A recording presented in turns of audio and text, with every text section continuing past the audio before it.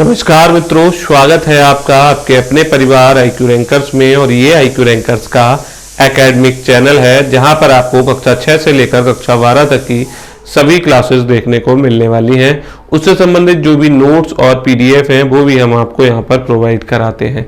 इसी कड़ी में हमने बात की थी क्लास 10th के मैथ की, जिसका चैप्टर नंबर 3 हमने स्टार्ट किया था। इससे पहले हम चैप्टर नंबर 1 और चैप्टर नंबर 2 को बहुत ही बेहतरीन ढंग से कंप्लीट कर चुके हैं। चैप्टर नंबर 3 की आज हम एक्सरसाइज 3.1 करने वाले हैं।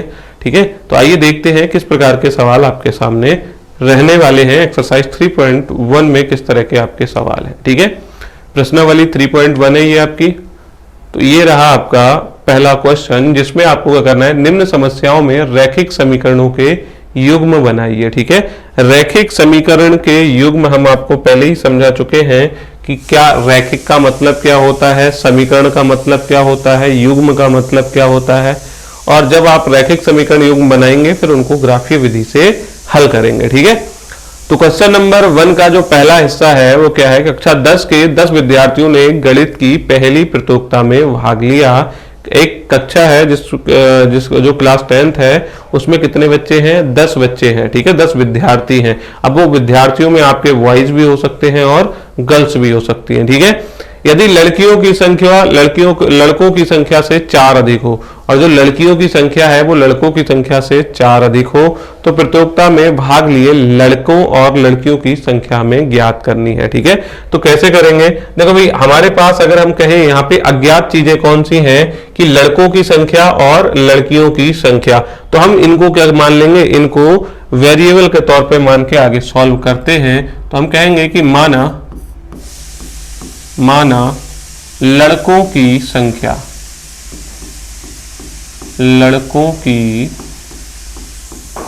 जो संख्या है वो x तथा लड़कियों की संख्या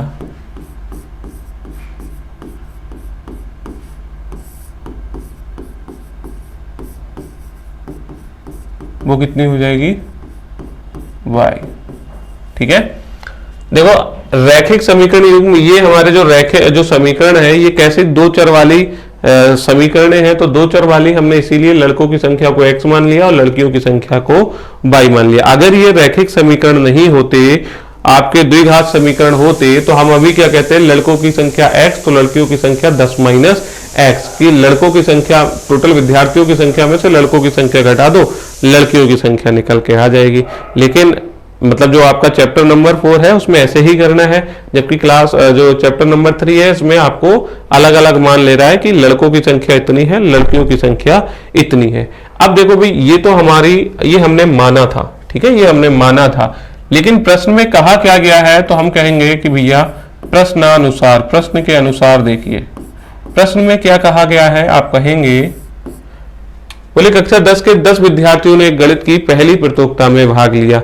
हमने कहा 10 विद्यार्थी वो लड़के हो सकते हैं, वो लड़कियां हो सकते हैं, तो दोनों को जोड़ दोगे कुल मिला के थे कितने, 10। ठीक है, चाहे लड़के हो चाहे लड़कियां हो, उन दोनों को जोड़ के कितना आएगा, 10 आएगा, क्योंकि कक्षा 10 के टोटल विद्यार्थियों की संख्या कितनी है, 10 है। आगे देखते हैं, यदि लड़कियों की संख्या लड़कों की संख्या से 4 अधिक हो। इन्होंने कहा लड़कियों की संख्या, हमने कहा लड़कियों की संख्या तो y है हमारे सब केस में, लड़कों की संख्या हमारे केस में x है। अभी y और x बराबर नहीं हो सकते, क्यों, क्योंकि इन्होंने क्या कहा, अभी हम इनके बीच में बराबर का निशान नहीं लगाएंगे। क्यों, यदि लड़कियों की संख्या लड़कों की संख्या से 4 अधिक हो। जो लड़कों की संख्या हमने कितनी मान रखी थी, x।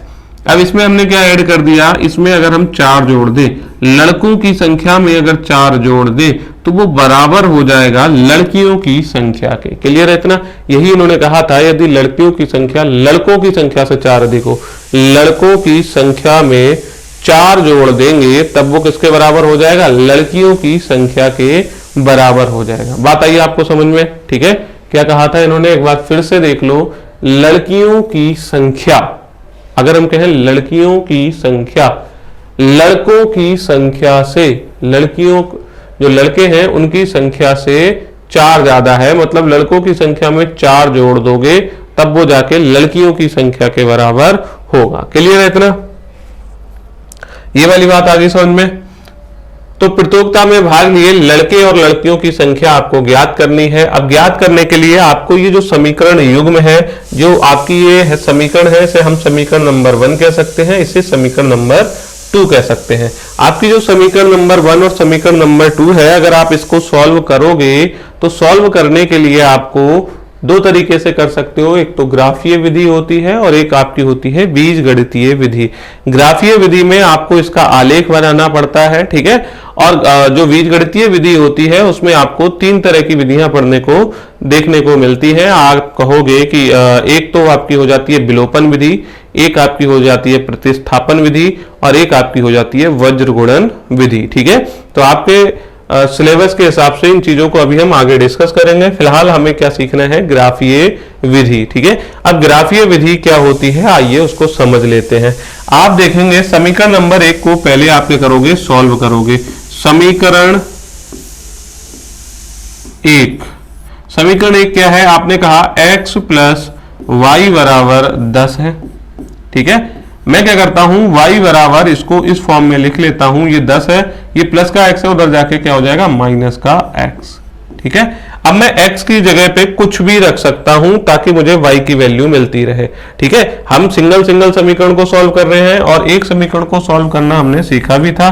x की जगह पे आप कोई भी वैल्यू रखते थे तब y की वैल्यू आपको मिल जाती थी। और इसके कितने हल हो जाएंगे? अगर आप सिंगल समीकरण को हल कर रहे हैं तो उसके कितने हल होते हैं? अनेक हल हो सकते हैं। तो y बराबर कितना हो जाएगा? 10 माइनस x। हमने कहा x बराबर, x की जगह पे आप क्या रखोगे? x की जगह पे सबसे पहले आप 0 रख के देखो तो y का मान कितना आ जाएगा? 10 आ जाएगा। x की जगह पे अगर आप 1 रखोगे तो y का मान कितना हो जाएगा? 9 हो जाएगा। x की जगह पे अगर आप 2 रखोगे तो y का मान कितना हो जाएगा? 8 हो जाएगा। x की जगह पे अगर 3 रखोगे तो y का मान आपका 7 हो जाएगा, ठीक है। अब देखो अगर मैं x की जगह पे 4 रख दूं तो y का मान कितना हो जाएगा? 6 हो जाएगा, ठीक है। तो हमें वैल्यूज कुछ ऐसी यहाँ पे देखनी है या रखनी है कि जो एक तो पूरी पूरी आए, मतलब पूर्ण संख्याओं में आए, पूर्णांक में आए, और दूसरा क्या हो आपकी ये छोटी आए, वैल्यूज आपकी छोटी आए, बहुत ज्यादा बड़ी नहीं है कि भाई हमने यहाँ पे मान लो 10 x की वैल्यू 10 रख दी तो y का मान आपका 0 आ जाएगा। अब 10 को हम अगर उस पे ग्राफ पेपर पे दिखाएंगे तो हमारे ग्राफ पेपर पे वो आ ही नहीं रहा है, ठीक है। तो आपको वैल्यूज भी ये देखनी है, ठीक है। तो x की जगह पे मैं कितना रख देता हूं? मेरे हिसाब से x की जगह पे आप रख दो, x की जगह पे 4 रख दो, y का मान 6 निकल के आ जाएगा। तो हम कहें x बराबर 4 रख दो। 4 रखने पर y का मान कितना आ जाएगा? y बराबर आपका हो जाएगा 10 माइनस 4 बराबर 6। हमने कहा x बराबर 5 रख दो।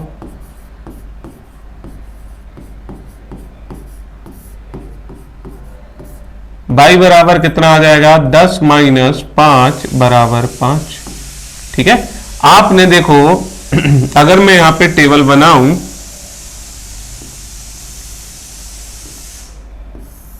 हमने कहा यहां पे x की वैल्यू रख देना, यहां पे y की वैल्यू। x की वैल्यू आपने कितनी रखी थी? तो आपने कहा 4। y का मान कितना आया था? बोले 6। x का मान आपने कितना रखा? 5। y का मान कितना आया था? 5, ठीक है। अब आप क्या करोगे? आप इसका रैखिक समीकरण है तो अगर आप इसका आलेख बनाओगे या ये जो ग्राफ पेपर पे जब इसको प्रदर्शित करोगे तो इसका जो ग्राफ बनेगा वो एक सीधी रेखा बनता है, एक रेखा मतलब बनेगी। और एक रेखा को बनाने के लिए हमें केवल और केवल 2 पॉइंट की आवश्यकता होती है, ठीक है। अब कुछ जगह हमें क्या कहा जाता है कि भैया 3 पॉइंट कम से कम निकालिए। तो वो 3 पॉइंट निकालना एक तरीके से बहुत ही सही है। आप क्या कर सकते हो? अपनी मिस्टेक को उससे चेक कर सकते हो, ठीक है। जो आप गलतियां होने की गुंजाइश रहती है वो खत्म हो जाएगी। जैसे मान लो हमारे ये 2 पॉइंट है, ठीक है। एक तो आपका 4 6 मान लो यहाँ पे हो गया 4 6, एक 5 5 मान लो ये आपका यहाँ पे हो गया, ठीक। अभी तो आपने सही किया तो बिल्कुल सही बन गया। अब यही हमसे गलती हो जाती कोई बाई चांस, हम इसको 5 -5 बना देते तो -5 मान लो आपका x पे 5, x पे 5 इधर, -5 आपका वो चीज आपकी किधर आ जाती? इधर आ जाती। तो ये वाला लाइन आपकी कैसी खिंच जाती? ऐसी खिंचती। क्लियर है इतना। और जबकि हम यहाँ पे x की जगह पे मान लो, x की जगह पे जब 6 रखेंगे तो y का मान कितना निकल के आएगा, 4 निकल के आएगा, आएगा या नहीं। तो अगर हम फिर 6 और 4 के लिए जाते तो x पे 6 इधर, y पे 4 इधर, तो हमारी ये जो लाइन है वो कुछ इस तरीके से बनती। तो इसका मतलब क्या हो जाता, अगर आपको 1 2 3 पॉइंट आपको अलग अलग देखने को मिलते, और अलग अलग देखने को मिलते मतलब एक सीधी लाइन में वो तीनों पॉइंट नहीं आते, तो आपको पता चल जाता कि भाई हमने कहीं ना कहीं कुछ मिस्टेक की है। ठीक है, तो इसलिए कुछ टीचर्स आपसे कहते हैं 3 पॉइंट निकालने के लिए, तो आप बेझिझक आप 3 पॉइंट भी निकाल सकते हो अगर आपको थोड़ा बहुत डाउट रहता है इन चीजों में तो। ठीक है, तो मैं अभी यहाँ पे अपना थर्ड पॉइंट निकाल के देखते हैं। हम कहेंगे x बराबर कितना रख देते हैं, 6 रखने पर y का मान कितना हो जाएगा, 10 माइनस 6 बराबर कितना हो जाएगा, 4। ठीक है, तो हमने एक तो ये चीज बना ली। अब हमें क्या करना है, समीकरण नंबर 2 में चलना है। समीकरण नंबर 2 में चलना है और समीकरण नंबर 2 को सॉल्व करना है। ठीक, समीकरण 2 में, समीकरण 2 में क्या करना है, x की जगह पे आपको कितना रख के देख लो, 0 रख दो। सबसे बढ़िया हमने आपको क्या बताया, एक बार x की जगह पे 0 रख लो, एक बार y की जगह पे। फिलहाल x बराबर 0 रख दो। 0 रखने पर, क्योंकि 0 रखने पर y की वैल्यू ज्यादा तो आ नहीं रही है, 4 ही आ रही है, इसकी तरह 10 नहीं आ रही है, तो हम y बराबर क्या कर देंगे, y बराबर x की जगह पे कितना रख देंगे, 0 + 4, तो y की वैल्यू 4 आ रही है। x की वैल्यू अगर आपने 1 रख दिया तो y का मान कितना आ जाएगा, 1 + 4 = 5। ठीक है, x की जगह पे 2 आ गया, 3 पॉइंट निकाल रहे हैं ना, तो इसके भी 3 निकाल लेते हैं। y बराबर कितना हो जाएगा, 2 + 4 बराबर 6। ठीक है,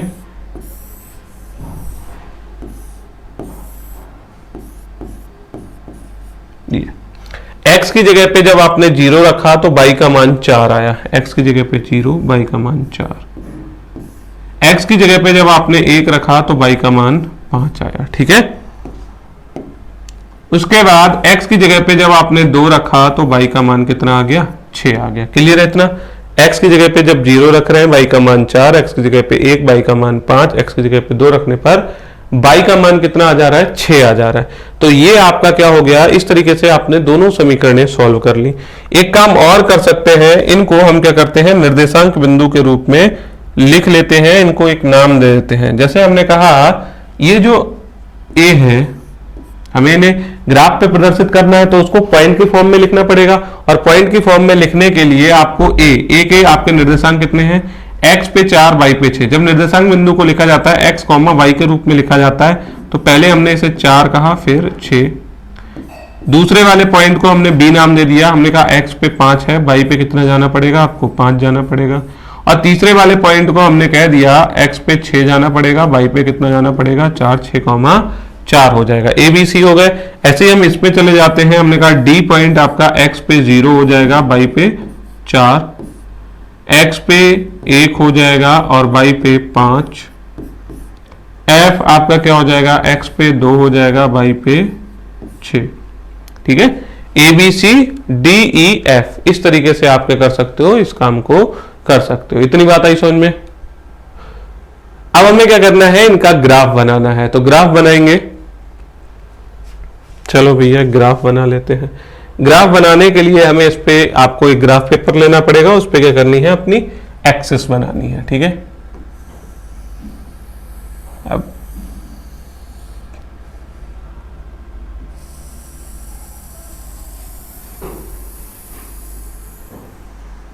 ठीक है, इस तरीके से आप क्या करोगे, लाइन ड्रॉ कर लोगे। ये आपका क्या हो जाएगा, एक्स एक्सिस हो जाएगा, एक्स अक्ष हो जाएगा। ये आपका क्या हो जाएगा, वाई एक्सिस हो जाएगा। अच्छा, इधर आपके क्या आते हैं, पॉजिटिव नंबर्स होते हैं, इधर भी आपके क्या होते हैं, पॉजिटिव नंबर्स होते हैं। ठीक है, अगर हम इधर आ जाए, ये आपका 0 सेंटर हो जाएगा, ओरिजिन पॉइंट 0,0 होते हैं, मतलब x का 0 और y का 0। यहाँ पे अगर हम कहें ये आपका होता है नेगेटिव x अक्ष और ये भी आपका क्या हो जाएगा नेगेटिव y अक्ष। ठीक है, इतनी बात आई समझ में? ठीक, यहां पे 0,0 है। अब हम इनकी नंबरिंग कर लेते हैं। इसको हम चलो इन दो को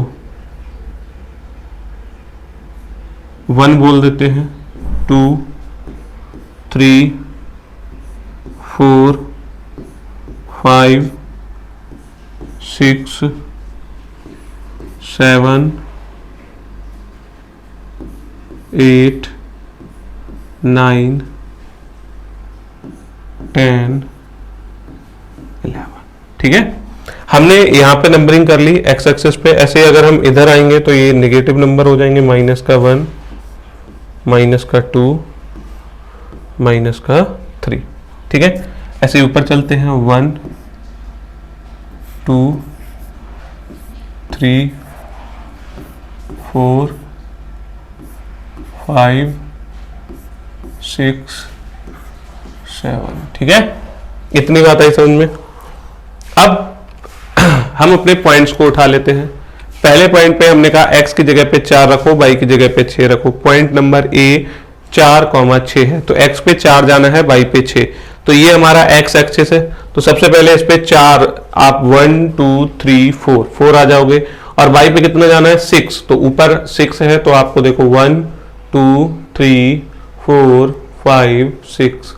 ठीक है, तो ये जो पॉइंट मिलेगा वो आपका क्या हो जाएगा 4,6 हो जाएगा। आप इसको लिखोगे A पॉइंट नंबर 4,6, इसके क्या हो जाएंगे निर्देशांक हो जाएंगे। ठीक है, B की वैल्यू कितनी है 5 और 5।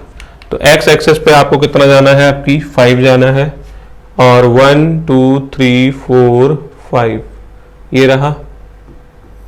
इसको आप कहोगे भी ये B पॉइंट है, और इसको जो निर्देशांक है वो कितने हो जाएंगे 5,5 हो जाएंगे। ठीक है, उसके बाद हम C पॉइंट पे x पे 6 जाना है, y पे 4। x एक्सिस पे कितना जाना है, x पे 6 1 2 3 4, y पे कितना जाना है 4। ये आपका हो जाएगा C पॉइंट, और ये 6,4 हो जाएगा। ठीक है, फिर इसके बाद आपको क्या करना है, इसको प्रॉपर लाइन खींच के इस तरीके से मिला देना है।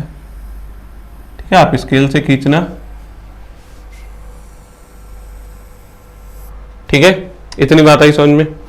तो इस तरीके से आप स्केल से खींचोगे तो बिल्कुल सीधी लाइन आएगी। हमारी थोड़ी तिरछी हो गई है, कोई दिक्कत नहीं है।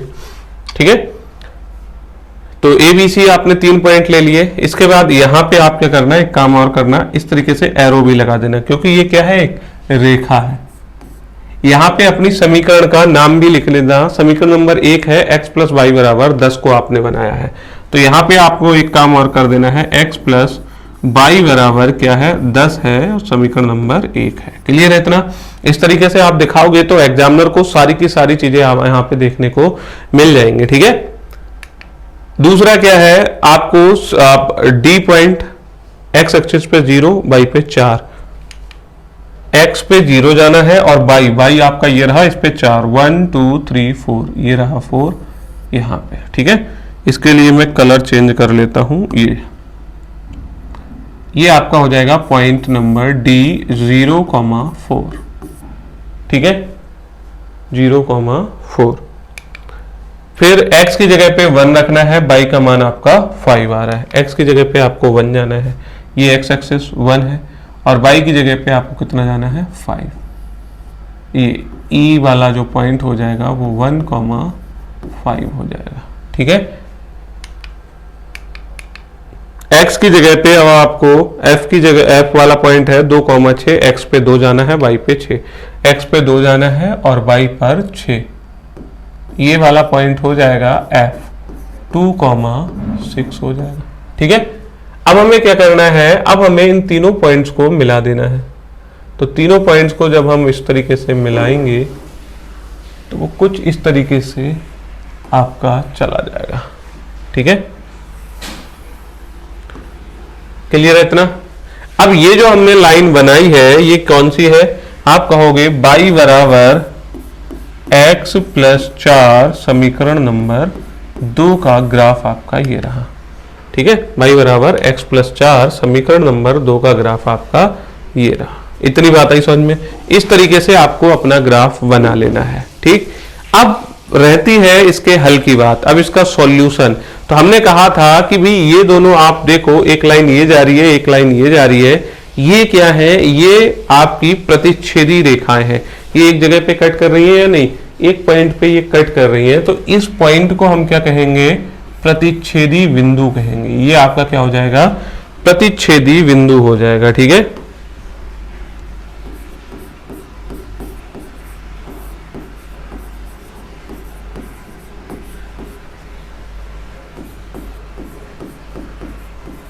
इंटरसेक्टिंग पॉइंट हो जाएगा। F के बाद मैं इसको पॉइंट का नाम दे देता हूं G, और इस G के निर्देशांक कितने हो जाएंगे, तो हमने कहा X पे आप 3 गए हो और Y पे देखो 7 गए हो। X पे आप लगभग 3 गए हो, Y पे कितना गए हो, 7 गए हो। तो अगर हमने कहा अगर इसके निर्देशांक ये हैं तो X का मान कितना होना चाहिए, 3, और Y का मान कितना होना चाहिए, 7। ठीक है, तो X का मान 3, Y का मान आपका क्या आ गया, 7। तो यहां पे चलते हैं, x का मान आपका 3 है, y का मान 7 है। x की जगह पे 3 रखो, y की जगह पे 7 रखो, तो 3 और 7 10 है, बिल्कुल सही बात है। x की जगह पे 3 रखो तो 3 और 4 7, y का मान भी कितना आ गया, 7। इसका मतलब ये आपका जो आंसर आया है वो बिल्कुल सही है। और हमें निकालना क्या था, प्रतियोगिता में भाग लिए लड़के और लड़कियों की संख्या। लड़कों की संख्या को हमने x माना था और लड़कियों की संख्या को हमने y माना था। अब हम इसको लिखेंगे क्या, अतः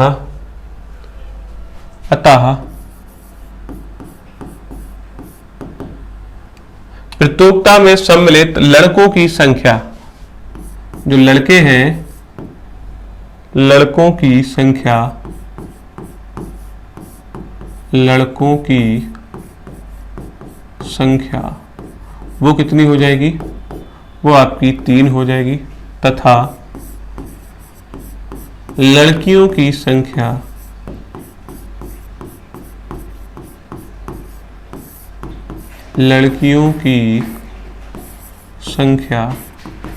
कितनी हो जाएगी, 7 हो जाएगी।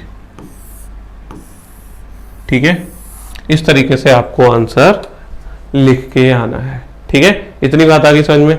देखो हमने क्या कहा था कि भाई अगर आप ग्राफ बनाओगे तो अगर प्रतिच्छेदी रेखाएं आपको मिलती हैं वो कहीं ना कहीं एक पॉइंट पे कट कर रही होंगी, और जो जहां पे ये कट कर रही होंगी वो पॉइंट आपका क्या हो जाएगा, प्रतिच्छेद बिंदु कहलाएगा। और वही प्रतिच्छेद बिंदु है वो इन दोनों समीकरणों का हल है।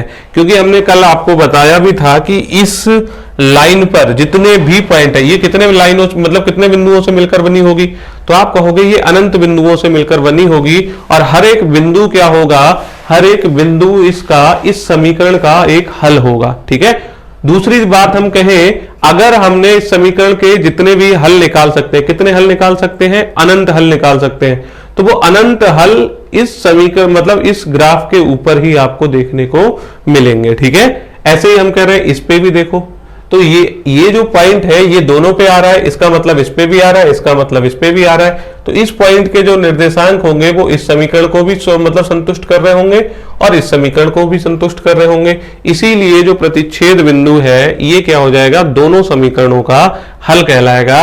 x की वैल्यू यहां से 3 निकल के आ रही है, y का मान आपको 7 मिल रहा है। ठीक है, तो इस तरीके से आपको इस क्वेश्चन को कर देना है। उम्मीद है आपको ये बेहतरीन तरीके से समझ आ गया होगा। ठीक है, अब हम चलते हैं हमारे नेक्स्ट क्वेश्चन पे। ठीक है, क्वेश्चन नंबर 1 का सेकेंड पार्ट है ये आपका, इसको कर लेते हैं। इसमें क्या है, 5 पेंसिल तथा 7 कलमों का कुल मूल्य 50 रुपए है, जबकि 7 पेंसिल तथा 5 कलमों का कुल मूल्य 46 रुपए है। एक पेंसिल का मूल्य तथा एक कलम का मूल्य ज्ञात कीजिए। और इसके भी हमें क्या बनाने हैं, रैखिक समीकरण युग्म बनाने हैं और उसके बाद ग्राफीय विधि से इसको भी हल करना है। तो एक पेंसिल का मूल्य तथा एक कलम का मूल्य आपको ज्ञात करना है। तो जो चीज ज्ञात करनी होती है, जो आपकी अज्ञात राशि है, उसको आप क्या करो, मान लो। माना क्या माना, एक पेंसिल का मूल्य। ठीक है, एक पेंसिल का मूल्य क्योंकि अगर आपको एक पेंसिल का मूल्य पता चल गया तो आप किसी का भी मान निकाल सकते हो। कितनी भी पेंसिल आप खरीदोगे हम उसकी गुणा करा देंगे। जैसे अगर हमने कहा एक पेंसिल का मूल्य 5 रुपए है तो हमने कहा 6 से गुणा करा दो, 6 पेंसिल खरीदी होंगी तो 6 पंजे 30 रुपए हो जाएगा। तो हमने एक पेंसिल का मूल्य फिलहाल मान लेना है x रुपए तथा एक कलम का मूल्य हमें पता चल जाए तो भी हम निकाल सकते हैं कि भैया जितने भी कलम लोगे उन सबका कितना पैसा जाएगा, दुकानदार कितना पैसा लेगा, है या नहीं। तो एक कलम का मूल्य आपका कितना हो जाएगा 22 रुपए।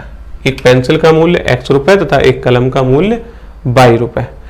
प्रश्न में क्या कह रखा है, बोले हमने ये मान तो लिया, अब हमने कहा फिर प्रश्न के अनुसार चलते हैं। प्रश्नानुसार, प्रश्न में क्या क्या बातें कही गई हैं उनके अनुसार चलते हैं। बोले ठीक। 5 पेंसिल तथा 7 कलमों का कुल मूल्य 50 रुपए है। हमने कहा एक पेंसिल का मूल्य आपने कितना कहा x रुपए। मान लो एक पेंसिल का मूल्य 2 रुपए होता तो आपकी जैसे नटराज की पेंसिल मान लो अभी एक पेंसिल 5 रुपए की आ रही है तो हम कहेंगे एक पेंसिल का मूल्य 5 रुपए है। हमने कहा कितनी खरीदी है, बोले 5 पेंसिल है। बोले 5 की 5 से गुणा करा दो 25 हो जाएगा, 25 रुपए आपको देने पड़ेंगे। ठीक है, तो हमने कहा अभी हम इसके हिसाब से चल रहे हैं तो हमने किया क्या, वहां पे गुणा की, जितनी पेंसिल ली उसके मूल्य से क्या कर दी, गुणा कर दी। तो ऐसे ही हम यहाँ पे करेंगे। पेंसिल का मूल्य हमारा कितना है x, तो हमने कितनी पेंसिलें खरीदी हैं, तो आप कहोगे 5 पेंसिलें खरीदी हैं तो मतलब ये 5x रुपए हो गए। इन रुपयों से हमने गुणा करा दिया, ये 5x रुपए है। ठीक है, दूसरी चीज बोले एक कलम का मूल्य कितना है 22 रुपए, तो हमने कहा 7 से इसकी गुणा करा दो तो ये 7 22 रुपए के आपने क्या खरीदे, 5x रुपए के आपने पेंसिल खरीदी वो भी कितनी 5, 7 22 रुपए के आपने कलम खरीदे वो भी कितने 7। क्लियर है इतना।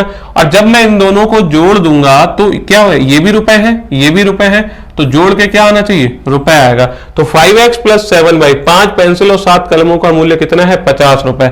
इन्होंने सवाल में कह रखा है कि भाई 50 रुपए में 5 पेंसिल 7 कलम मिले थे। हमने कहा ठीक है, 5 पेंसिल 7 कलम का मूल्य इतना। क्लियर है इतना।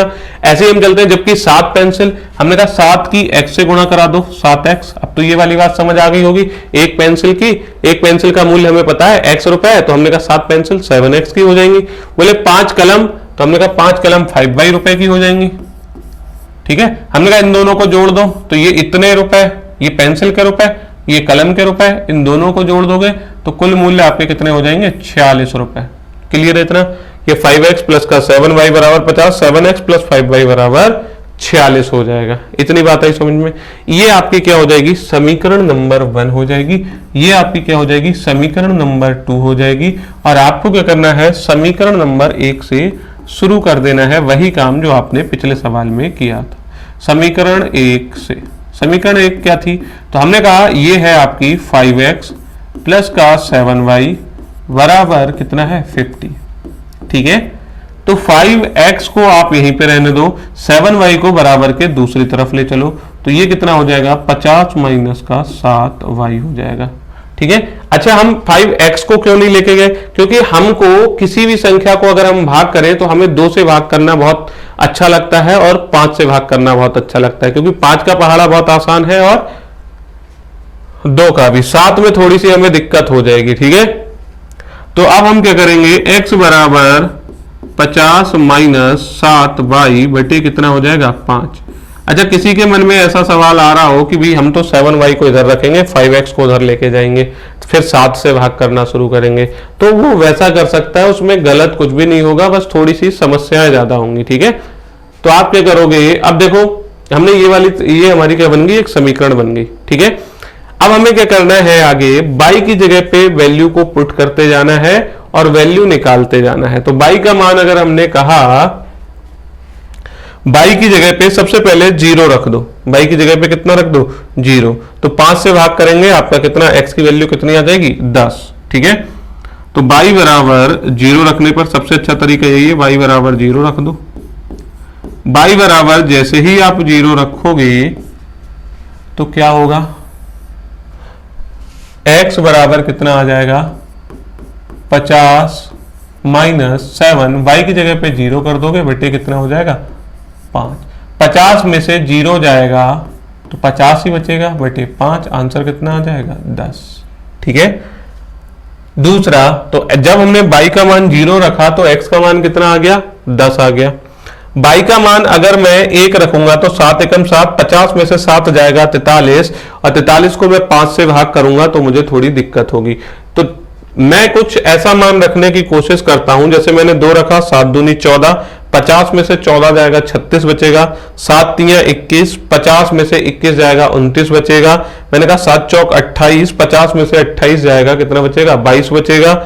7 पंजे 35, 50 में से 35 जाएगा तो 15 बचेगा। ठीक है, तो मैं y की जगह पे कितना रख देता हूं, अब 5 रख देता हूं। ठीक है, तो y बराबर मैं कितना रख देता हूं, 5 रखने पर। ठीक है, हमने सारी वैल्यूज रख के देखी। देखो हमें 5 से भाग करने में बहुत मजा आता है, 5 से, क्योंकि किसी भी कौन सी संख्या है आसानी से, अगर हम दशमलव में भी भाग करेंगे तो 5 से वो संख्या आसानी से जाके कट जाती है। ठीक है, और उसको जब हम ग्राफ पे दर्शाते हैं तो उसमें भी ज्यादा प्रॉब्लम आपको नहीं आती है। ठीक है, अब तो y की वैल्यू आपने कितनी रखी, 5 रखी, तो कितना हो जाएगा, x बराबर 50 माइनस 7, y की जगह पे आपको कितना रख देना है, 5 बटे 5, 50 माइनस 35 बटे 5, 50 में से 35 जाएगा 15 बचेगा बटे 5 बराबर कितना आ जाएगा, 3। अब देखो हमने क्या कहा था, आप क्या करो, 2 पॉइंट निकाल लो, 2 पॉइंट से आपका काम चल जाएगा। ठीक है, क्योंकि तीसरा पॉइंट निकालने जाएंगे कठिन, आपको यहाँ पे जो कैलकुलेशन है वो टफ पड़ेगी, टाइम आपका ज्यादा वेस्ट होगा। तो आपका जब 2 से ही काम चल जाएगा तो आपको तीसरे पे नहीं जाना चाहिए। ठीक है, अगर इतनी ज्यादा समस्या हो रही हो, इतनी देर में आप इन्हीं की वैल्यूज को चेक कर सकते हो। ठीक है, x और यहाँ पे क्या हो जाएगा, y। x की जगह पे हमने क्या कहा, x की जगह पे जब हमने सबसे पहले y की जगह पे जब हमने 0 रखा था तो x का मान कितना आया था हमारा, 10 आया था। y की जगह पे जब हमने 5 रखा था तो x की जगह पे कितना आया था, 3 आया था। ठीक है, क्लियर है इतना। अब चाहो तो आप निकाल भी सकते हो, ऐसा नहीं है कि इसको और आगे सॉल्व करने में ज्यादा दिक्कत होगी। ठीक है, तीसरा पॉइंट अगर आप निकालना चाहो, जैसे हमने अभी 5 रखा, 6 रखोगे 42, तो 50 में से 42 जाएगा 8 बचेगा। 7 रख लो तो माइनस का 1 बच जाएगा, मतलब 1 बच जाएगा, 7 7 49, 1 बच जाएगा, 7 8 56, 7 9 63, 7 धाम 70। अगर आप y की जगह पे 10 रखोगे तो 50 माइनस 70 माइनस का 20 आ जाएगा। ठीक है, तो आप इस तरीके से वैल्यूज को निकाल सकते हो। ठीक है, फिलहाल आपको ये चीज समझ आ गई होगी, इस तरीके से आपने इसको सॉल्व कर लिया, 2 पॉइंट से आपका काम चल जाएगा, आपको 2 पॉइंट निकाल लेने हैं। ठीक है, अब हम चलते हैं समीकरण नंबर 2 पे, जो कि है आपका 7x प्लस का 5y बराबर 46। ये आपकी क्या है, समीकरण नंबर 2। अब हमारे पास 5 इधर है तो 5y को यहीं पे रहने देते हैं, 46 माइनस का 7x लिख देते हैं। y बराबर कितना हो जाएगा, 46 माइनस 7x बटे 5। ठीक है, अब देखो दिक्कत वही है कि अगर आप 7 को लेके जाएंगे तो 7 से थोड़ी सी समस्या हो जाएगी, सवाल को थोड़ा सा टाइम लग सकता है। 5 से भाग करना आपके लिए आसान होगा, लेकिन अगर आपको 7 से भाग करने में मजा आ रहा है तो आप उसको भी कर सकते हो, इसमें कोई समस्या वाली बात नहीं है। ठीक है, अब हमने x की जगह पे 0 रखेंगे, तो x की जगह पे 0 रखेंगे तो 46 बटा 5, हमको कोई पूर्ण संख्या नहीं मिल रही है, पहले कोशिश करते हैं कोई पूरी संख्या मिल जाए, क्योंकि हमें ग्राफ बनाने में आसानी हो जाएगी। 1 रखेंगे, 7 एकम 7, तो 46 में से 7 जाएगा 39 बचेगा, 7 दूनी 14, तो और 46 में से 14 जाएगा 32 बचेगा, और 7 तियां 21, तो 21 करेंगे, 46 में से 21 घटाओगे तो आपका कितना हो जाएगा, 25 आता है। ठीक है, तो y x बराबर आप कितना रख दोगे, x बराबर 3 रखने पर, जब हम x बराबर 3 रखेंगे तो y बराबर कितना हो जाएगा, 46 माइनस 7, x की जगह पे 3 रख दोगे, बटे कितना आ जाएगा, 5, मतलब 46 में से 21 घटा दोगे बटे 5, 6 में से 1 जाएगा 5 बचेगा, 4 में से 2 जाएगा 2 बचेगा बटे 5 हो जाएगा, और 5 से 25 को भाग करोगे तो 5 आ जाएगा। ठीक है, x की वैल्यू हमने 3 रखी तो y का मान कितना आ गया 5। ठीक, x की वैल्यू 4 रखो, 7 चौक 28 हो जाएगा, 18 बचेगा, 7 पंजे 35, 11 बचेगा, 7 छंग 42, 4 बचेगा, 7 छंग 42, 7 सत्ते 49 माइनस का 3, 7 अट्ठे 56।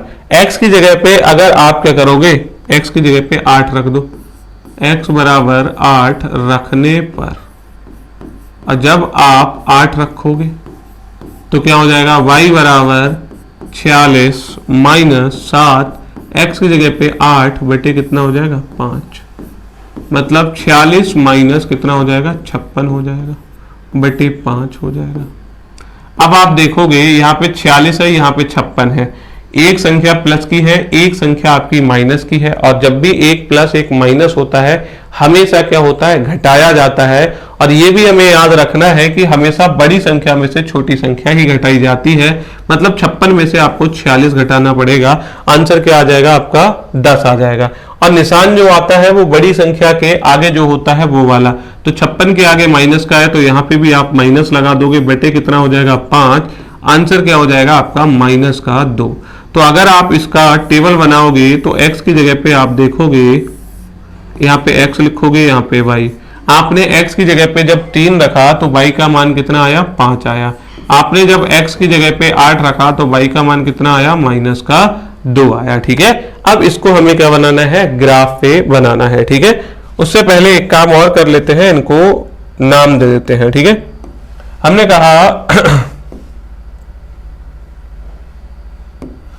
हमने कहा इसको हम क्या करते हैं, इनको नामकरण कर देते हैं, एक को पॉइंट ए बोल देते हैं। पॉइंट ए के निर्देशांक x अक्ष पे 10 है, y पे कितना हो जाएगा 0। बी पॉइंट को हम क्या बोलेंगे, x पे आपको 3 जाना है और y पे कितना जाना है 5। ठीक है, यहाँ पे सी पॉइंट को हम क्या बोलेंगे, x पे आपको 3 जाना है, y पे आपको 5, और डी आपका क्या हो जाएगा, x पे आपको 8 जाना है, y की जगह पे आप माइनस का 2 जाओगे। क्लियर है इतना? ठीक है, तो इस तरीके से आपको पहले तो इतना काम कर लेना है। अब हम चलते हैं हमारे ग्राफ पेपर पर, ताकि हम इसको रिप्रेजेंट कर सकें। देखो 10 तक हमें जाना है, यहाँ पे 10 है, 10 तक x अक्ष पे आपको 10 जाना है और x पे आपको 8, y पे -2। तो इस चीज का ख्याल रख के ही आप लाइन खींचेंगे। ठीक है, क्या करेंगे, हमें -2 भी जाना है तो थोड़ा सा हम इधर से, ठीक है, और इधर आपका पॉइंट 1 हो जाएगा, ये आपका ओरिजिन पॉइंट हो जाएगा 0,0 मतलब।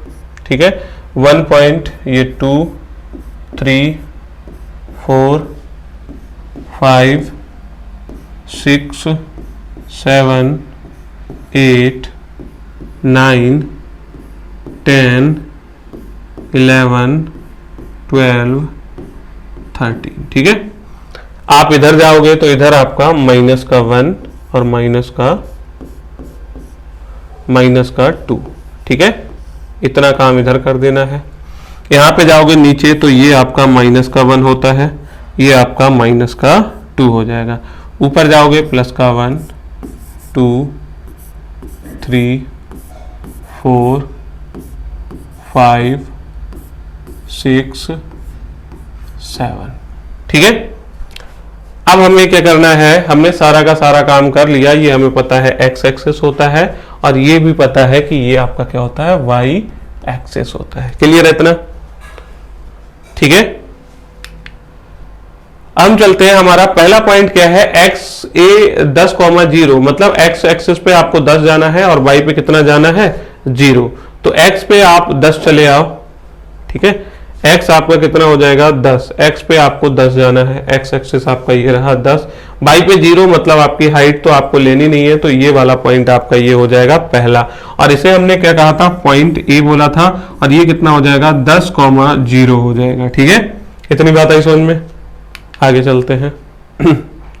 बी वाला पॉइंट कितना है, x पे 3 जाना है, y पे 5 जाना है, x पे 3 जाना है, x पे 3 1 2 3, और y पे कितना जाना है 5, तो 5 आपका ये रहा। ठीक है, तो ये आपका हो जाएगा बी पॉइंट। x पे कितना जाना था 3, y पे कितना जाना था 5। क्लियर है इतना? तो इस तरीके से आप क्या करोगे, इन दोनों पॉइंट्स को मिला दोगे। ठीक है, इतना करने के बाद आप इधर ऐसे करके एरो लगा दोगे दोनों तरफ। इसके बाद हमें यहाँ पे क्या लिखना था, हमें यहाँ पे समीकरण लिख देनी थी 5x प्लस 7y बराबर 50। ठीक है, यहाँ पे लिख दो भैया 5x प्लस का 7y बराबर 50। ठीक है, इतनी बात आगे समझ में। 5x प्लस 7y बराबर 50 समीकरण नंबर 1, और ये रहा आपका समीकरण नंबर 1 का ग्राफ। ठीक, दूसरा अगर आप देखेंगे C पे x पे 3 y पे 5 जाना है। C पॉइंट है आपका, x पे 3 जाना है, x पे 3 आ गए, y पे कितना जाना है, 5 जाना है। तो यही पॉइंट हो गया। फिर से वापस इसके लिए मैं पेन का कलर चेंज कर लेता हूं, ये ले लेता हूं। ठीक है, ये नहीं शो हो रहा।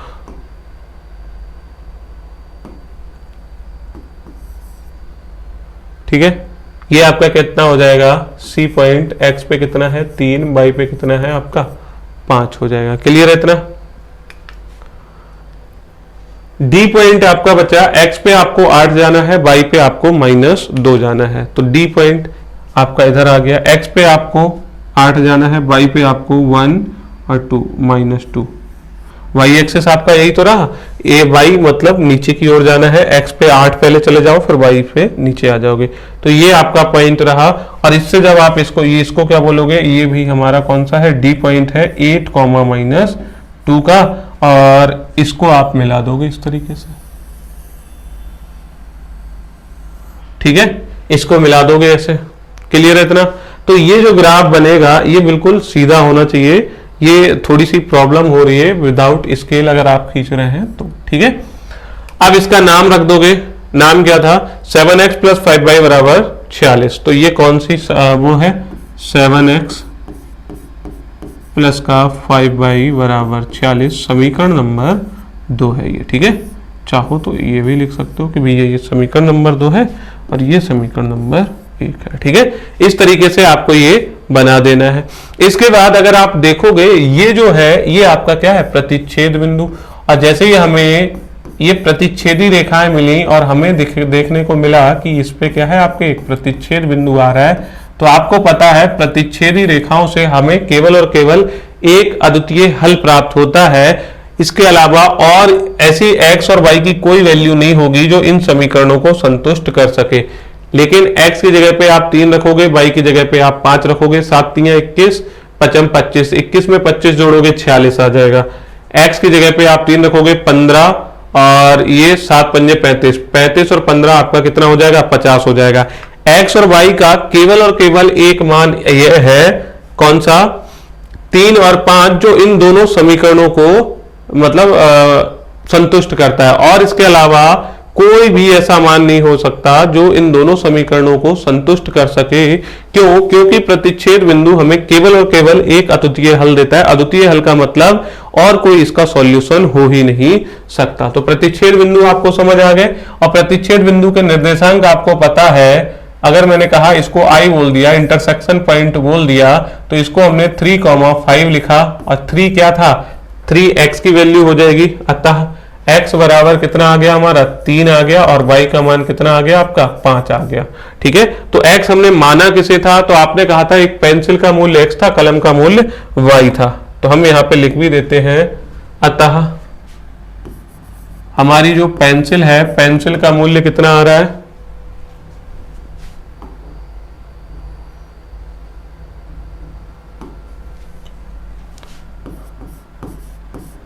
पेंसिल का मूल्य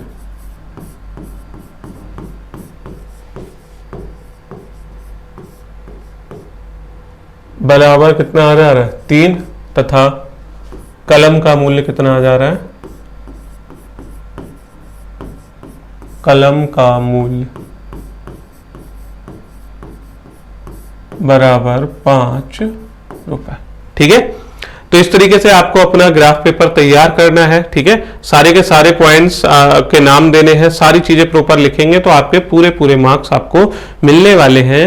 ठीक है, ये आपने पहले इसको सॉल्व कर दिया और फिर उसके बाद इस तरीके से उसका ग्राफ बना दोगे, आंसर लिख दोगे और आंसर के ऊपर आप क्या कर सकते हो, इस तरीके से एक बॉक्स बना दोगे ताकि जो टीचर है, एग्जामिनर है, वो आपके आंसर को भी फटाफट चेक करे और आगे बढ़े। ठीक है, अब चलते हैं हमारे नेक्स्ट क्वेश्चन, क्वेश्चन नंबर 2 पर।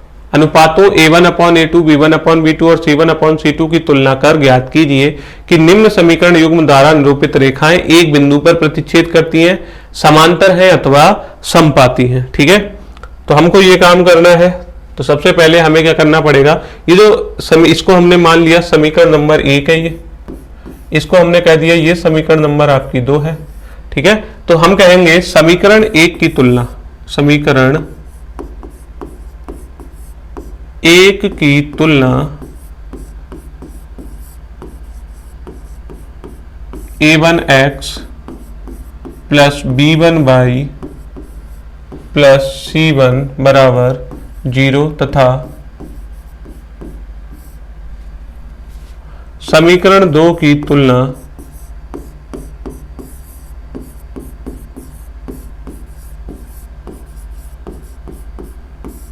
a2x plus b2y plus c2 बराबर 0 से करने पर।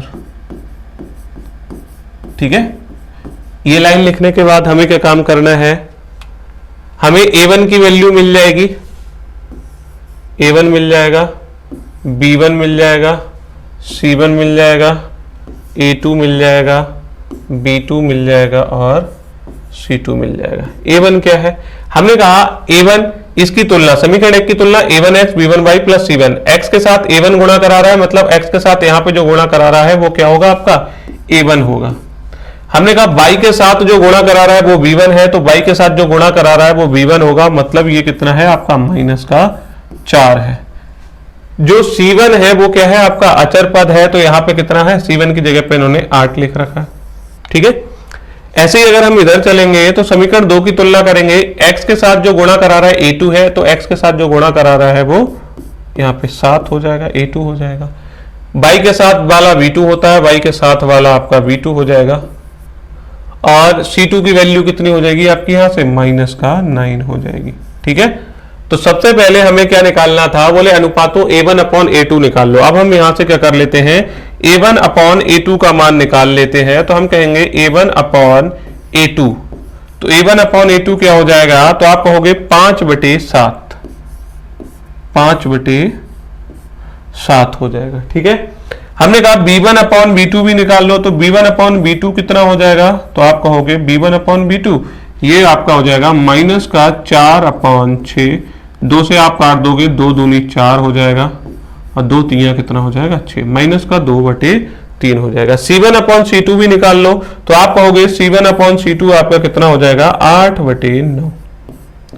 अब हम इनका कंपैरिजन कराते हैं, a1/a2 क्या b1/b2 के बराबर है, तो हमने कहा a1/a2 5/7 है, b1/b2 आपका -2/3 है, तो आप कहोगे जी ये देखिए a1/a2 is not equal to b1/b2। ठीक है, तो बोले a1/a2 बराबर b1/b2 c1/, तुलना की है और निम्न समीकरण युग्म द्वारा निरूपित रेखाएं एक बिंदु पर प्रतिच्छेद करती हैं, समांतर है अथवा समपाती हैं, हमको ये बताना है। तो जब भी हमारा a1/a2 is not equal to b1/b2 होता है, तो हम क्या कहते हैं, रेखाएं एक बिंदु पर अतः एक बिंदु पर प्रतिच्छेद करती है।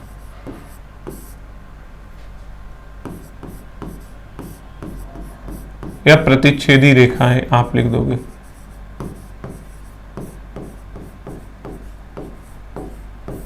आपको याद आ रहा होगा जब हम इन चीजों को पढ़ रहे थे तब हमने कहा था अगर आपका a1/a2 is not equal to b1/b2 आ रहा है, मतलब इनका जो इस तरह के जो लोग होते हैं या फिर हम रेखाओं की बात करें, इनका माइंड बिल्कुल क्लियर होता है और इनका माइंड बिल्कुल क्लियर होता है कि हम किसी के बराबर नहीं है। ठीक है, ठीक है। तो ये क्या करते हैं, एक जगह पे कहीं ना कहीं मिलेंगे तो आपकी ये रेखाएं आपकी हो जाती है प्रतिच्छेदी रेखाएं, और इनकी समस्या का एक हल निकलता है, वो आपका क्या हो जाएगा, अद्वितीय हल होता है। ठीक है, क्लियर है इतना।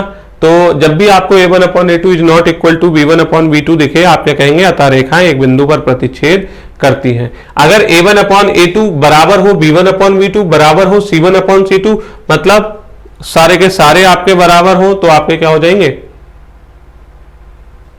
देखो एक बार हम इन चीजों को थोड़ा सा डिस्कस कर ही लेते हैं। हमने क्या कहा, हम इससे पहले वैसे एक क्लास में इस चीज के बारे में बता चुके हैं। a1/a2 is not equal to b1/b2 की एक कहानी बनती है। ठीक है, पहली कंडीशन।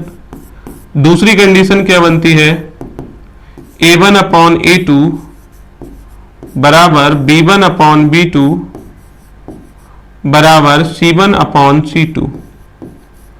और फिर हमने कहा था a1/a2 बराबर b1/b2 is not equal to c1/c2। ये तीन कंडीशंस आपको देखनी है। जो पहली कंडीशन है, हमने कहा अगर आपकी मान लो दो रेखाएं हैं, दो रेखाओं का मतलब ये दो लोग ऐसे हैं, ये या फिर ये जो a1/a2 है, ये कहते हैं हम बिल्कुल क्लियर हैं, हम किसी के बराबर नहीं है, कोई या फिर हमारी टक्कर का कोई नहीं है। तो मतलब इनका एक थॉट प्रोसेस है, इनका एक सोचने का तरीका है।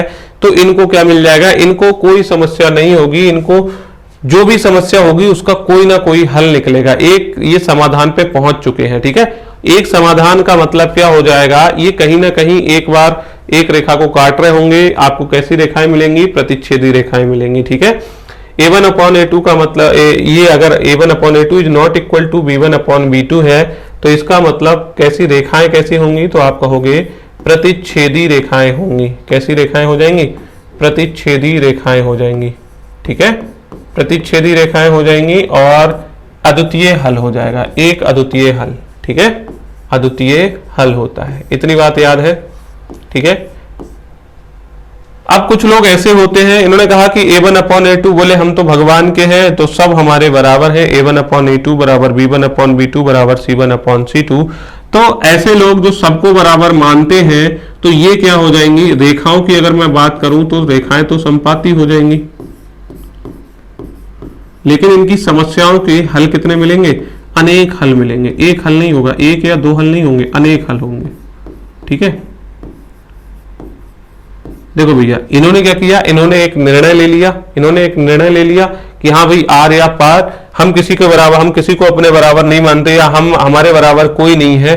तो ये इनका एक अद्वितीय हल होकर निकल के आ जाएगा। ये कहते हैं हम सबको बराबर मानते हैं, तो सब इनको सलाह देंगे, इनके अनेक हल निकल आएंगे। अनेक हल निकलने का मतलब संपाती रेखाएं हो जाएंगी। ठीक है, और ये क्या हो जाएगा, ये कंफ्यूजन में है। a1/a2 बोले पहले इनके साथ इनने इनको देखा, बोले पहले तो हम कहेंगे कि हम सबके बराबर हैं, फिर ये इनसे जाके मिल गए, तो इन्होंने देखा कि भाई ये बराबर नहीं है, ये कह रहे हैं कि हम किसी के बराबर नहीं है, ये ज्यादा अच्छे हैं, इन्हें तो अद्वितीय हल मिल गया। तो ये कंफ्यूजन में रहते हैं। ऐसे लोग कैसे रहते हैं, कंफ्यूजन में रहते हैं कि कभी कहेंगे हाँ, कभी कहेंगे ना, और कभी हाँ कहेंगे कभी ना कहेंगे। तो इनका कोई समस्या का समाधान निकल पाएगा, आप कहोगे नहीं निकल पाएगा। ठीक है, कोई हल इनका नहीं निकलता, और तो कोई हल नहीं निकलेगा तो रेखाएं कैसी होंगी, समांतर। ठीक है, समांतर रेखाएं और कोई हल नहीं, कोई हल नहीं। ठीक है, कोई हल नहीं। इतनी बात आई समझ में। ठीक है, इतना काम कर दोगे आप। ये सब होने के बाद, ये चीजें अगर आपको समझ आ गई, तो आप देखो a1/a2 is not equal to b1/b2 प्रतिच्छेदी रेखाएं अद्वितीय हल। देखो इसको याद कैसे रखना है, एक बार फिर से समझ लो। मैंने कहा a1/a2 is not equal to b1/b2। इस तरह के लोग बड़े क्लियर माइंड होते हैं, और क्लियर माइंड वालों का कोई ना कोई वो अपना हल ढूंढ निकालते हैं। ठीक है, उनको कोई ना कोई अपनी समस्या का समाधान मिल ही जाता है। उनका एक अद्वितीय हल होता है, जो किसी के पास सॉल्यूशन नहीं होता। अद्वितीय हल आपको मिलेगा, और अद्वितीय हल आपका बनाता है प्रतिच्छेदी रेखाओं को। मतलब ये दो लोग हैं, कहीं ना कहीं मिलेंगे, इनके बीच में समस्या थी। अगर ये समस्या वाले लोग एक जगह पे मिलेंगे, तो इन्हें भाई प्रतिच्छेदी रेखाओं का मतलब क्या हुआ, कहीं ना कहीं एक जगह पे कट कर रही होंगी। अब मान लो वो रेखाएं, हमने कहा वो रेखाएं नहीं, वो लोग हैं, और ऐसे लोग हैं जिनके बीच में समस्या चल रही थी, तो वो एक जगह मिले, एक पॉइंट पे आए, मिले। ठीक है। और उन्होंने क्या किया, अपनी समस्या का समाधान कर लिया कि आगे हमारी दोस्ती रहेगी या नहीं रहेगी। क्लियर है इतना? तो एक पॉइंट आपको, एक सॉल्यूशन है उसका मिल गया। यहां पे देखो इन्होंने कहा कि भाई सब बराबर है, सब बराबर है, सब बराबर है, तो सब बराबर वालों को भैया अपनी समस्याओं के अनेक हल मिल जाएंगे। और अनेक हल मिल जाएंगे तो मतलब कैसी रेखाएं हो जाएंगी, संपाती रेखाएं हो जाएंगी। और संपाती रेखाओं का मतलब क्या होता है, एक लाइन के ऊपर दूसरी लाइन चढ़ जाती है ये, ठीक है, ये संपाती रेखाएं होती हैं। संपाती रेखाएं मतलब इस पॉइंट का प्रत्येक हल इसके भी, इस देखो इस पे ये जो लाइन है, अगर दो लाइनें एक दूसरे को जितने पॉइंट पे कट करेंगी उतने ही उस समस्या के हल निकलेंगे, ठीक है, उनके हल होंगे। यहां पे एक बिंदु पे कट कर रहा था तो एक हल मिल रहा था, एक अद्वितीय हल। ये पूरी की पूरी लाइन दूसरी लाइन के ऊपर से जा रही है तो हर एक बिंदु को टच कर रहा होगा, इसका मतलब इस पे हमें कितने हल मिलेंगे, अनेक हल मिल जाएंगे, अनंत हल मिल जाएंगे। अब a1/a2 is not equal to b1/b2 is not equal to c1/c2। हमने कहा ऐसे लोगों की जिंदगी में कभी हाँ कभी ना, ये कंफ्यूज लोग होते हैं, तो इनके समस्या का कोई समाधान नहीं निकलता, इनकी समस्या का कोई हल नहीं निकलेगा। तो इसलिए क्या हो जाएगा, कोई हल नहीं निकलेगा। और रेखाएं कैसी हो जाएंगी, समांतर। समांतर रेखाएं क्यों, क्योंकि समांतर रेखाएं कभी मिलती ही नहीं है, न मिलती हुई हमें प्रतीत होती है। समांतर रेखाओं के बीच की दूरी हमेशा कैसी रहती है, समान रहती है। तो ये आपकी हो जाएंगी समांतर रेखाएं। अगर आपको ये याद है तो आपके इस तरह के सारे क्वेश्चन आसानी से होने वाले हैं, ठीक है। अब हम चलते हैं हमारे नेक्स्ट क्वेश्चन पर, जो कि है आपका 9x + 3y + 12। उसी तरीके से करना है आपको, क्या करना है, समीकरण की तुलना करा लेनी है। ये आपकी समीकरण नंबर 1 है, ये समीकरण नंबर 2 है, ठीक है। समीकरण 1 की तुलना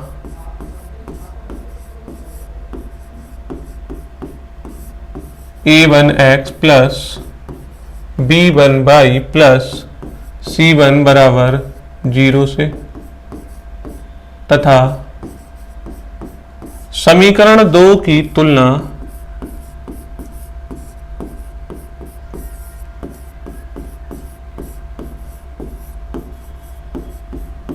a2x + b2y + c2 बराबर 0 से करने पर, ठीक है।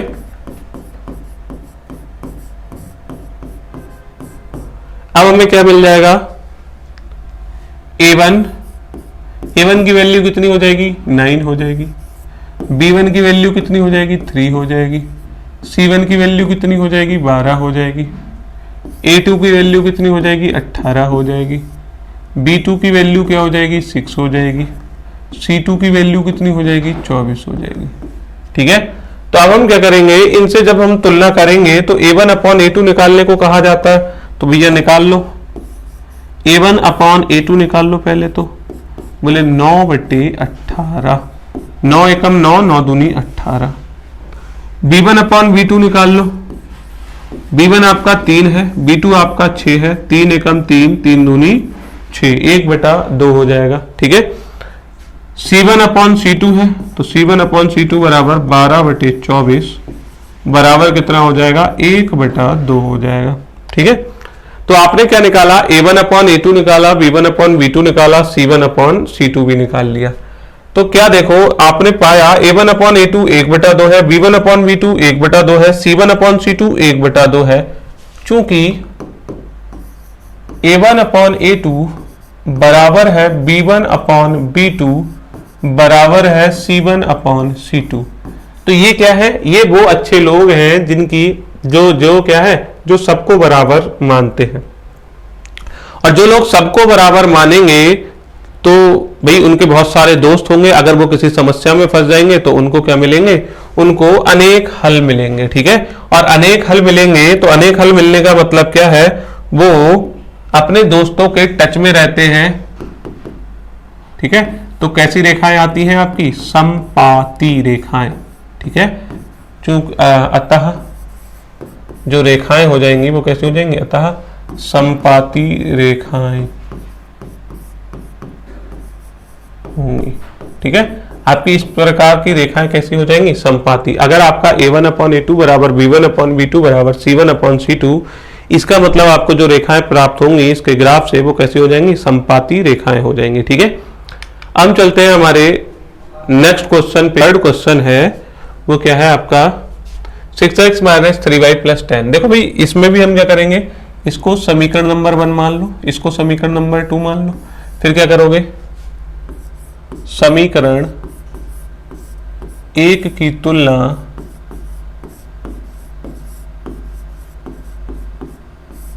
a1x plus b1y plus c1 बराबर 0 तथा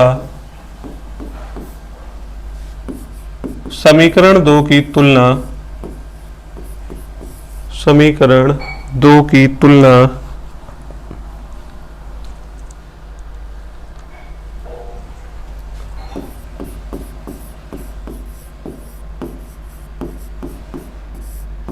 a2x प्लस, चलो ये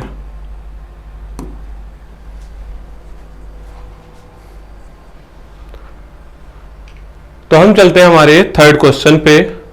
अब इस थर्ड क्वेश्चन को भी वैसे ही करना है, ये आपका समीकरण नंबर 1 हो जाएगी, ये आपका समीकरण नंबर 2 हो जाएगी। समीकरण क्या कर रहे थे, समीकरण 1 की तुलना a1x plus b1y plus c1 बराबर 0 से तथा समीकरण 2 की तुलना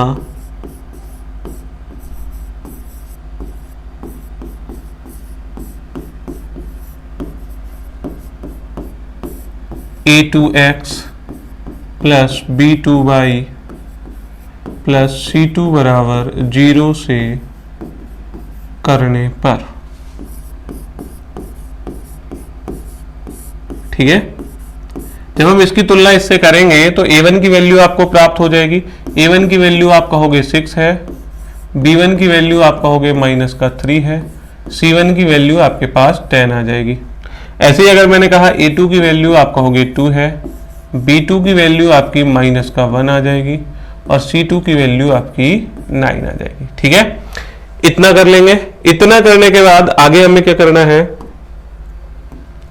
फिर हम a1 अपॉन a2 निकालते थे, a1 अपॉन a2 बराबर कितना हो जाएगा 6 अपॉन 2, 2 से इसको कट करोगे 2 3 6, 2 1 2, ठीक है।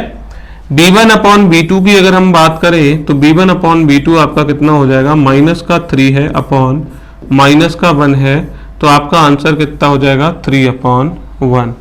अगर हमने कहा c1 अपॉन c2 तो c1 अपॉन c2, c1 आपका 10 है, c2 आपका 9 है, तो ये आपका हो जाएगा 10 अपॉन 9, ठीक है। a1 अपॉन a2 हो गया, b1 अपॉन b2 हो गया, c1 अपॉन c2 हो गया, ठीक है।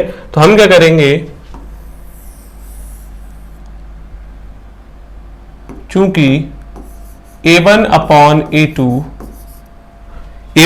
a2 किसके बराबर आ रहा है, b1 अपॉन b2 के, क्योंकि वो भी 3 अपॉन 1 है, ये भी 3 अपॉन 1 है, तो हम कहेंगे b1 अपॉन b2 के, ठीक है। फिर हमने c1 अपॉन c2 कहा तो ये 3 अपॉन 1 था, ये 10 अपॉन 9 है, तो इसका मतलब ये इसके बराबर नहीं है। तो भाई देखो ये क्या है, ये वो कंफ्यूज आदमी है, पहले कहते हैं हम सबके बराबर हैं, फिर कहते हैं हम किसी के बराबर नहीं हैं। तो ये कंफ्यूज आदमी ये किसी सॉल्यूशन पर नहीं पहुंचते, किसी सॉल्यूशन पर नहीं पहुंचने का मतलब ये दूरी बनाए रखते हैं, दूरी बनाए रखने का मतलब ये क्या करेंगे, समांतर रेखाएं होती हैं। कैसी रेखाएं हो जाएंगी, अतः ये जो रेखाएं हो जाएंगी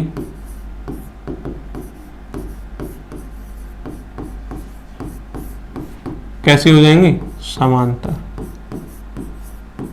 ठीक है। इतनी बात आई समझ में। तो इस तरीके से आपको ये क्वेश्चन कर लेना था, ठीक है। नेक्स्ट चलते हैं अब हमारा क्वेश्चन नंबर हो गया 3।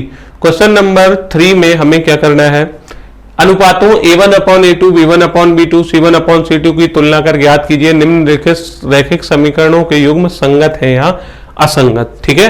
देखो आपके जो रैखिक युग्मों के, रैखिक समीकरण के जो युग्म है, रैखिक समीकरण युग्म,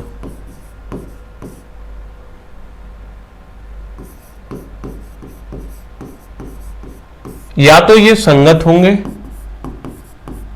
या होंगे कैसे, असंगत। तो बोले हम इन्हें संगत कब कहेंगे? संगत तब कहेंगे जब इनका कोई ना कोई हल निकलेगा। आज नहीं तो कल निकलेगा, लेकिन कोई ना कोई हल निकलेगा।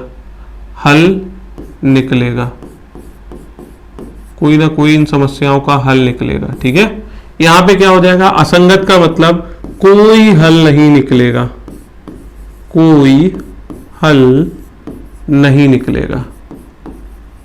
ठीक है, कोई हल नहीं निकलेगा। हल निकलेगा तो आपके हल कितने प्रकार के होते हैं भैया? 2 प्रकार के होते हैं। हल कौन कौन से हो जाएंगे? एक आप कहोगे अद्वितीय हल होता है, या तो अद्वितीय हल निकलेगा, केवल और केवल एक हल निकलेगा, या फिर कोई मतलब अनेक हल निकलेंगे, अपरिमित रूप से अनेक हल। अनेक हल, इसमें क्या हो जाएगा? आपका कोई हल नहीं निकलेगा, और कोई हल नहीं निकलेगा तो कोई हल नहीं निकलने का मतलब क्या हो जाएगा? वो आदमी होंगे कंफ्यूज, और कंफ्यूज का मतलब वो क्या हो जाएगा? a1 अपॉन a2 पहले कहेंगे बराबर है भैया b1 अपॉन b2 के, और फिर कहेंगे कि हम बराबर नहीं है किसके? c1 अपॉन c2 के। और इसका मतलब इनकी समस्या का कोई हल नहीं निकलेगा, और तो कोई हल नहीं निकलता है तो इसका मतलब रेखाएं कैसी होती हैं? समांतर रेखाएं होती हैं, क्योंकि वो आपस में मिलते ही नहीं है। समांतर रेखाएं कैसी होती हैं? इस प्रकार की होती हैं, वो मिलती ही नहीं है। क्लियर है इतना? ठीक है, इस तरीके से आपको ये वाली बात समझ आ गई होगी। अब हम आ जाते हैं यहाँ, संगत हल होगा तो हल निकलेगा। हल निकलेगा मतलब या तो अद्वितीय होगा या अनेक हल होंगे। अद्वितीय हल किस केस में निकलता है? बोले जब वो कतई माइंड से क्लियर हो ऐसे लोग। हाँ है तो है, नहीं तो नहीं।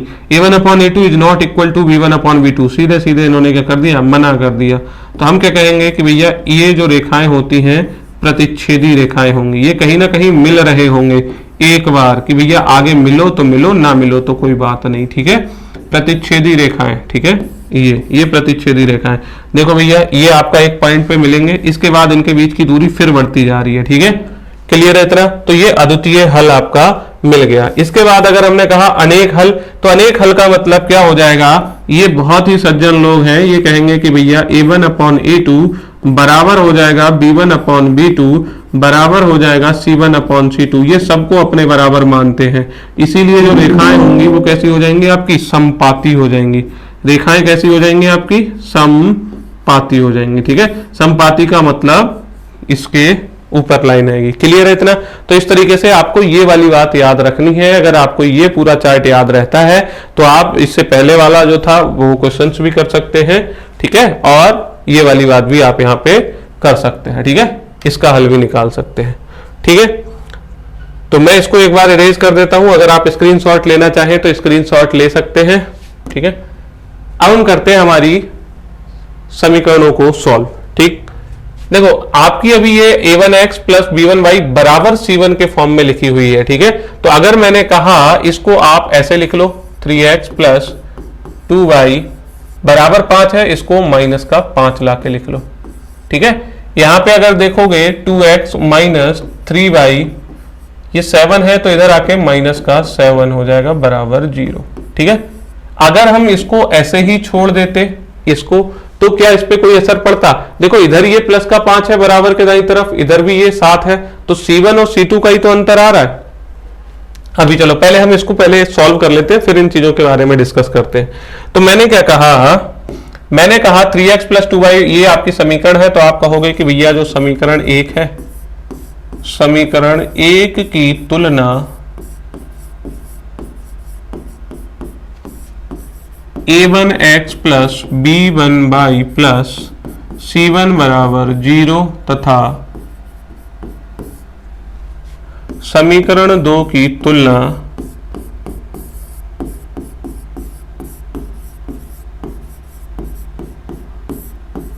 a2x plus b2y plus c2 बराबर 0 से करने पर, तो हमने इनकी तुलना कर देनी है।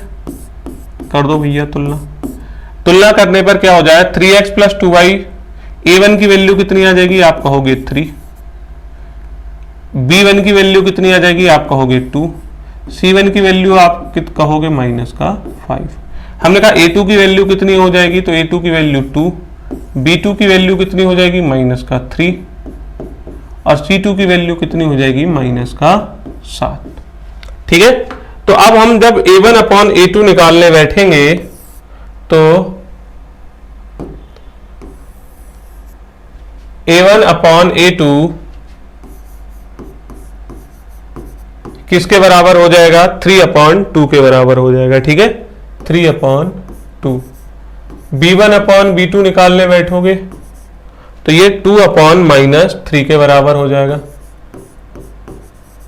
और C1 अपॉन C2 निकालने बैठोगे तो ये -5/-7।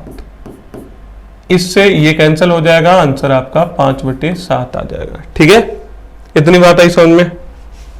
अब इसके बाद अगर हम कहें कि भाई A1 अपॉन A2 तो हमारा B1 अपॉन B2 के बराबर ही नहीं आ रहा है, तो हम कहेंगे चूंकि A1 अपॉन A2 बराबर नहीं है किसके, B1 अपॉन B2 के।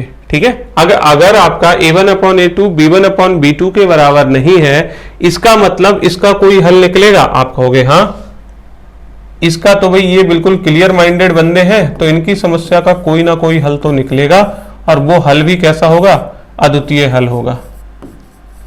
और अगर हल अद्वितीय है तो हमको पता है कि अगर कोई भी हल निकलता है तो जो रैखिक युग्म है, रैखिक समीकरणों के युग्म हो जाएंगे, वो कैसे हो जाएंगे, संगत हो जाएंगे। अतः जो रैखिक समीकरण युग्म है वो कैसा हो जाएगा, संगत हो जाएगा।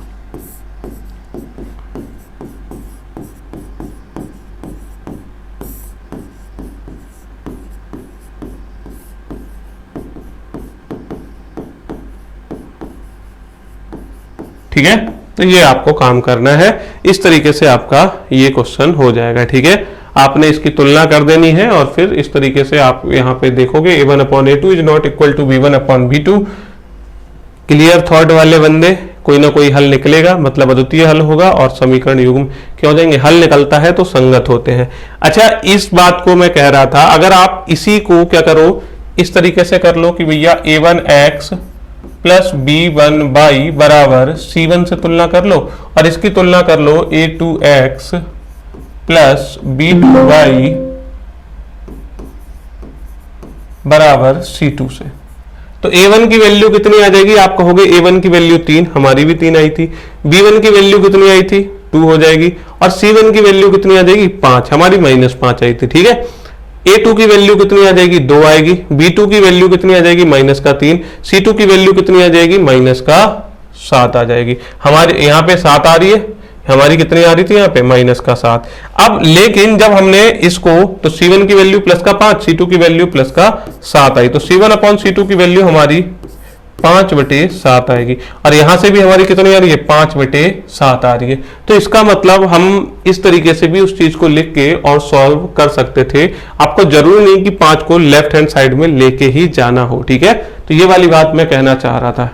ये वाली बात आई समझ में अब, ठीक है, तो उम्मीद है ये वाली बात आपको समझ आ गई होगी।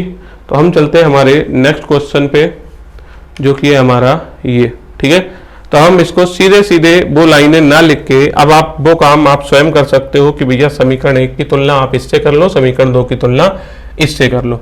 अभी मैं इसकी तुलना चलो लिख देता हूं, A1x प्लस B1y बराबर सीधे सीधे C1 से कर लेते हैं, और इसकी तुलना में A2x प्लस B2y बराबर C2 से कर लेते हैं। ठीक है, A1 की वैल्यू कितनी हो जाएगी, आप कहोगे जी A1 की वैल्यू 2 हो जाएगी, B1 की वैल्यू कितनी हो जाएगी, -3 हो जाएगी, और C1 की वैल्यू कितनी हो जाएगी, 8 हो जाएगी। ठीक है, A2 की वैल्यू कितनी हो जाएगी, आप कहोगे A2 की वैल्यू 4 हो जाएगी, B2 की वैल्यू कितनी हो जाएगी, B2 की वैल्यू -6 हो जाएगी, और C2 की वैल्यू कितनी हो जाएगी, 9 हो जाएगी। ठीक है, फिर हम क्या कर रहे थे, A1 अपॉन A2 निकाल रहे थे, तो A1 अपॉन A2 आपका कितना आ जाएगा, A1 आपका 2 हो जाएगा, A2 आपका 4 हो जाएगा, 2 एकम 2, 2 दूनी 4। ठीक है, फिर हमें B1 अपॉन B2 निकालना था, तो B1 अपॉन B2 आपका, B1 है आपका -3, B2 है आपका -6, तो 3 एकम 3, 3 दूनी 6, माइनस से माइनस आपका कैंसिल हो जाएगा। फिर हम कर रहे थे C1 अपॉन C2, तो C1 अपॉन C2, C1 आपका 8 है, C2 आपका 9 है। ठीक है, 8/9 आ जाएगा।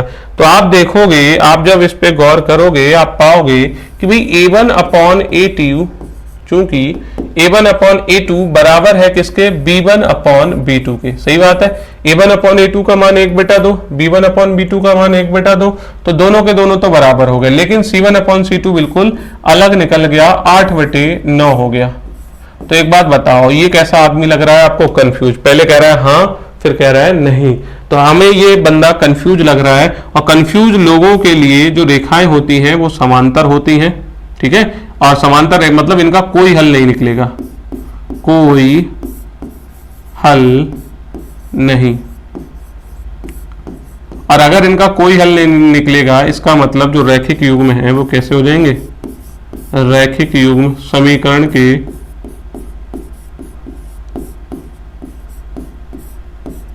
जो रैखिक युग्म है वो क्या हो जाएंगे, आपके असंगत हो जाएंगे। ठीक है, आप इसको प्रॉपर लिख सकते हो, ठीक है, अपनी लैंग्वेज में। ठीक है, इतनी बात आई समझ में, इस तरीके से आप इस काम को कर सकते हो। ठीक है, नेक्स्ट चलते हैं, आपका क्या हो जाएगा, थर्ड क्वेश्चन है। थर्ड क्वेश्चन में मैं इन चीजों को डायरेक्ट कर देता हूं, ठीक है, लैंग्वेज वगैरह वो आप लिखते रहोगे। a1 की वैल्यू आप देखोगे 3/2 है, a2 की वैल्यू आप देखोगे 5/3 है, c2 की आप वैल्यू देखोगे कितनी है, 7। ऐसे ही हम a1 नहीं, ये b1 की हो जाएगी, ये b1 की वैल्यू हो जाएगी और ये c1 की। यहां पे हम देखें,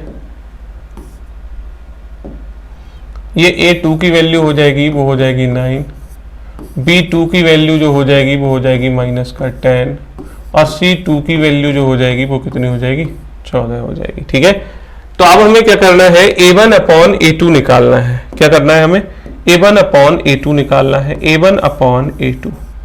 अगर आप देखोगे a1 आपका कितना है, 3/2। अगर आप देखोगे a2 कितना है आपका 9। ये ऊपर एक भिन्न है, इसको भी हम भिन्न की फॉर्म में लिख सकते हैं आराम से। अब एक भिन्न दूसरे भिन्न को भाग कर रही है, तो आप क्या करोगे, 3/2 लिखोगे, इस भाग के निशान को गुणा में कन्वर्ट कर दो, ये वाला एक ऊपर, ये 9 नीचे, 3 एकम 3, 3 3 9, तो आपका क्या आ जाएगा, 1 एकम 1/3 दूनी 6। ठीक है, a1 अपॉन a2 समझ आ गया। ऐसे ही हम करेंगे क्या, b1 अपॉन b2 निकाल लेंगे।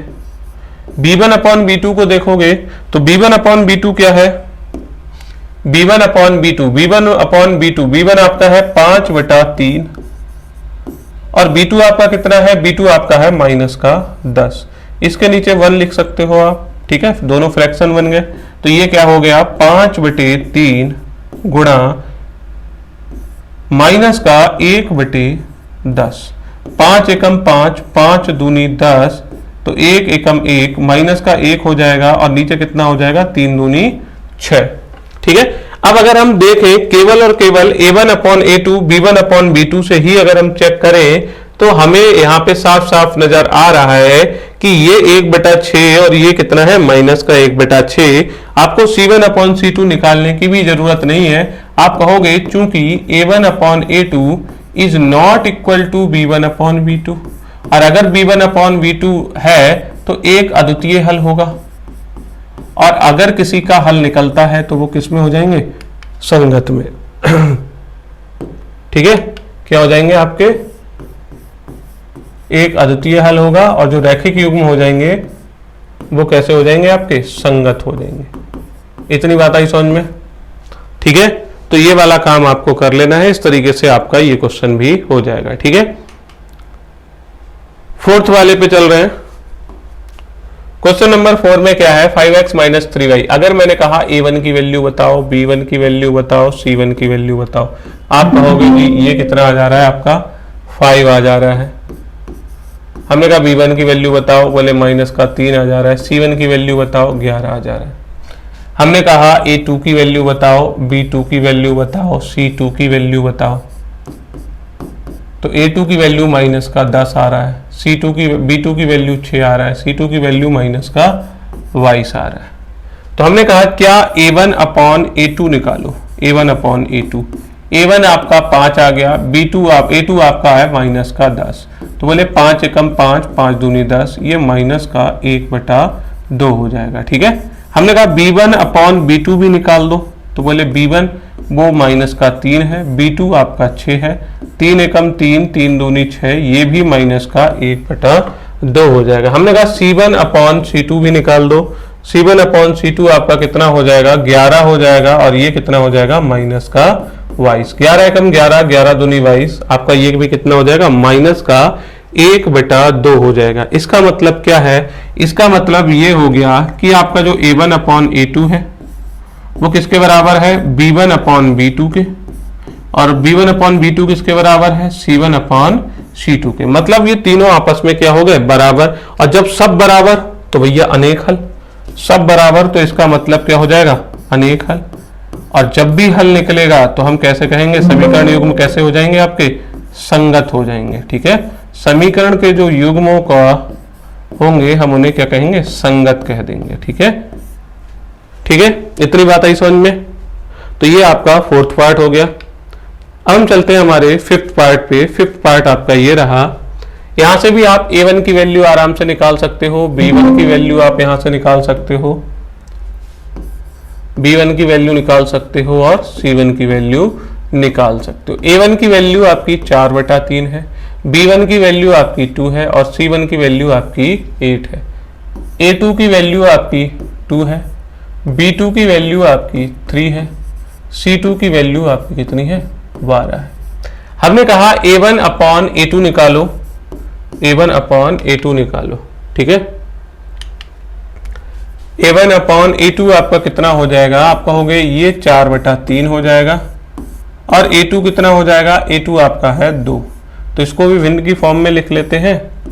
तो 4/3 गुणा 1/2, 4 एकम 4, 3 दूनी 6, 2 से इसे कट कर दोगे, 2 दूनी 4, 2 3 6, 2/3 आ जाएगा। ठीक है, फिर हमने कहा B1 अपॉन B2 भी निकाल लो, B1 अपॉन B2।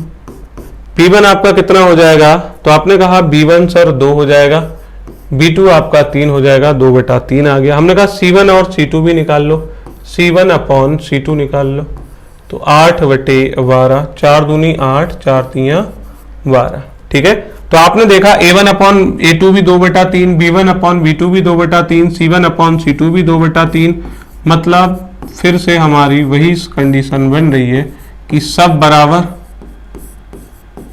तो फिर क्या हो जाएंगे आपके अनेक हल।